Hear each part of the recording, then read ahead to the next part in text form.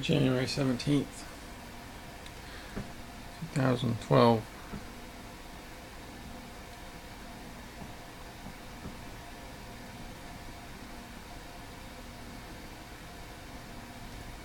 The thing I can't get over is not listening to my mother throughout this whole process. Of course, she was wrong about one thing, but if I would listen to her in the beginning, getting the tick bite checked, getting checked for Lyme disease again when I had the problem with my forearm, not doing any more needles in Florida, getting my port taken out. It's the cumulative effect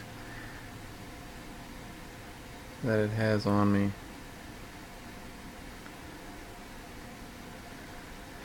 That I just can't bear. So you have this suffering, this torture of all your wrong moves and not listening to people and being stupid, selfish, doing the wrong thing.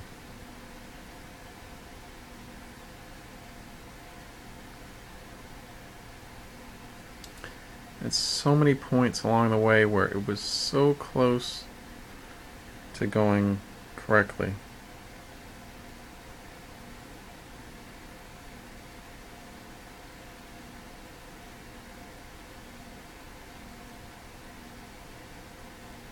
I think it all has to do with a bad relationship with my mother. Simple as that sounds. If I would have been close to her, I would have listened, I would have obeyed, would have respected her. I didn't respect my mother, is what it comes down to. I didn't respect her wishes. Her wishes were for me to keep the dog on the leash, to get checked for Lyme, get checked for Lyme again, get your port out,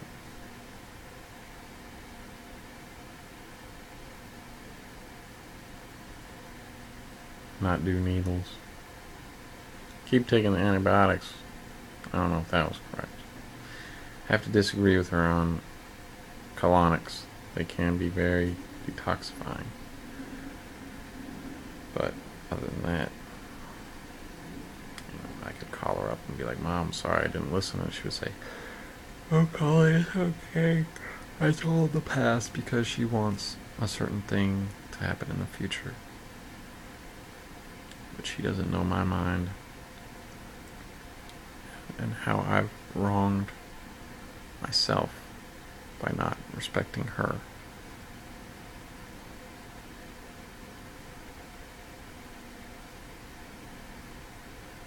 Didn't respect her. I didn't love her enough. So you live in this torment of, this is what it is. You have mental suffering, physical suffering. You have both. Okay. That's not enough. You have, well, the resolution is suicide, but you're afraid of death. So you have three horrible things going on: mental, physical, and fear of death. It's a war. It's a war between it. I don't want to suffer anymore. I can't take it.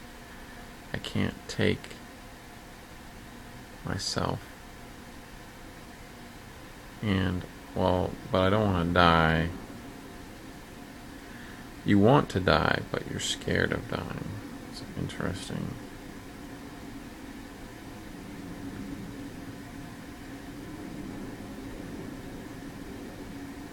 I mean, you don't exactly want to die, but you're tormented.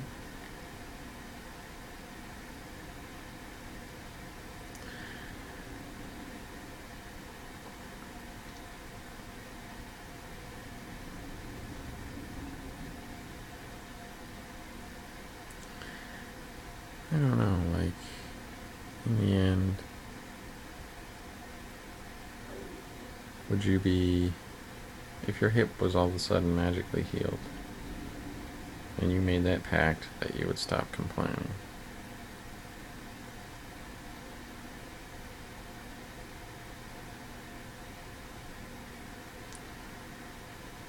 would you be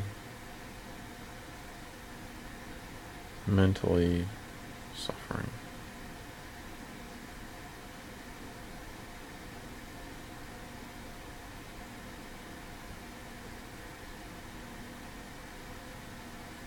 I mean, she didn't mention it when your chest was hurting.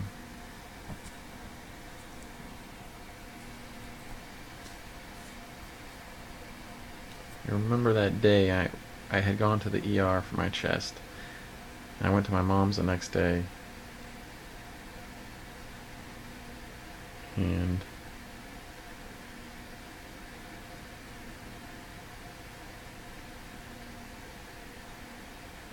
we got in an argument or something right when I was leaving. And I was tempted to say, oh, well, is that why I went to the ER last night? But I didn't want to say it. I didn't think it mattered. If I would have said that, I'm sure she would have called me and been like, well, what's going on?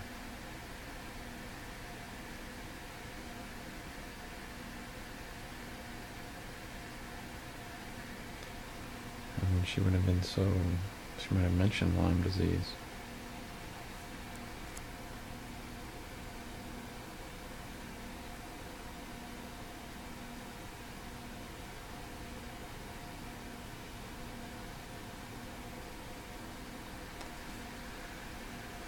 Just so much shit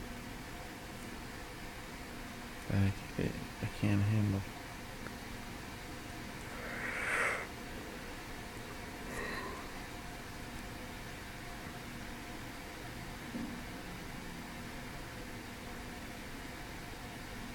You're torn between the situations where you're in pain and you want to live, and then when it gets to a certain level, you're like, oh, okay, now I'm back to just suffering. Now I want to die.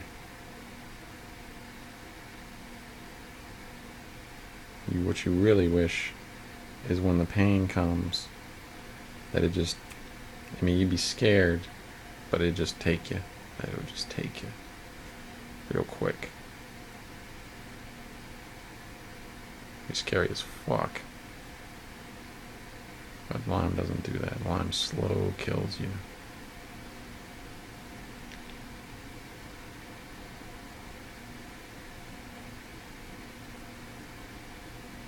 Selfish. I talk about me being selfish, even in the midst of Arizona, and I was selfish in Arizona. Just continue to be selfish. Just a selfish person.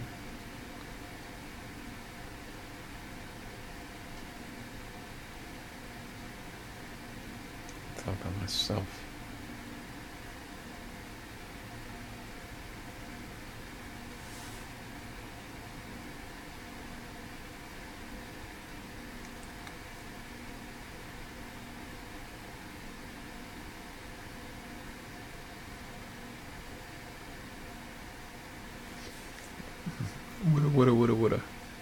Woulda just mentioned Lyme disease at the doctor's office.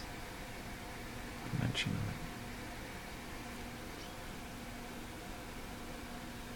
And, oh my god, I would have been saved. Oh, Lyme disease. You think I could still have it? Just that realization, I might still have Lyme disease. Then when the stomach irritation comes up, I say, it must be the Lyme disease. My future is completely altered. But you gotta start eating like this and this and this. But that was not the case. This is so tragic. Only I know how messed up this whole train has been. And now I gotta suffer every day and get slow killed. Unless ozone salinated is gonna reverse something. It's my only sad hope.